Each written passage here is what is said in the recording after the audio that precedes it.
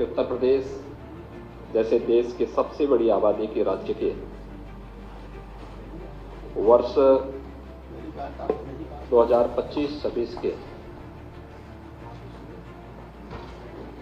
सामान्य बजट के संदर्भ में भी चर्चा में उच्च सदन से जुड़े हुए हमारे लगभग 50 सदस्य इस पूरी चर्चा में भाग ले रहे हैं। लोकतंत्र का इससे अद्भुत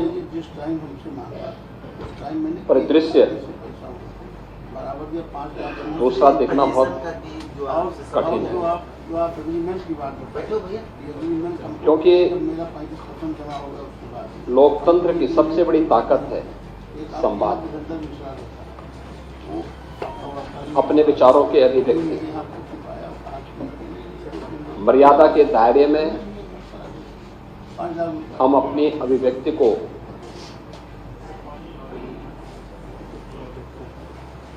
सदन के मंच पर रखें, सदन के पटल पर रखें,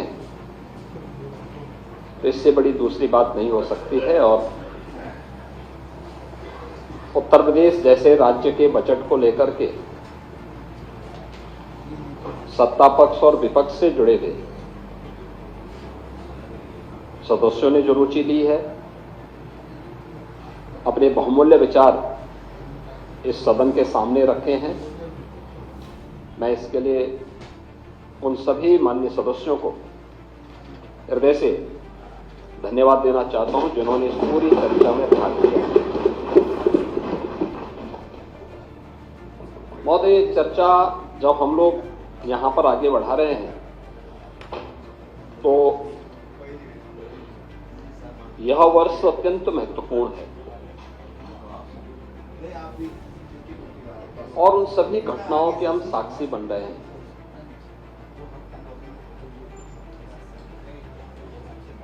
महाकुंभ प्रयागराज आज उत्तर प्रदेश ही नहीं बल्कि देश और दुनिया के हर उस व्यक्ति की मनोमस्तिष्क में छाता हुआ दिखाई दिया है, जो अपने आप में दुनिया की एक यूनिक इवेंट बनकर के लंबे समय तक दुनिया को अपनी ओर आकर्षित करेगा।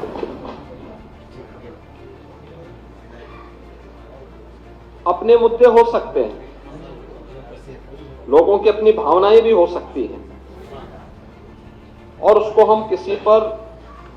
जबरन थोप भी नहीं सकते और ये हमारी प्रवृत्ति भी नहीं,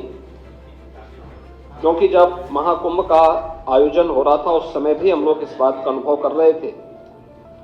कि बहुत सारे ऐसे माननीय सदस्य थे या ऐसी पार्टियां थी, ऐसे संगठन थे जो तमाम प्रकार के अनर्गल लाभ इस दौरान कर रहे थे, लेकिन उन सब से इतर रह करके हम लोग इन सभी घटनाओं के मौन साक्षी बन करके अपनी जिम्मेदारियों का निर्वहन कर रहे थे। महाकुंभ का महत्व क्या है, इसके आध्यात्मिक पहलू को लेकर, इसके सामाजिक पहलू को लेकर, राष्ट्रीय एकात्मता के पहलू को लेकर, इसके आर्थिक पहलू को लेकर के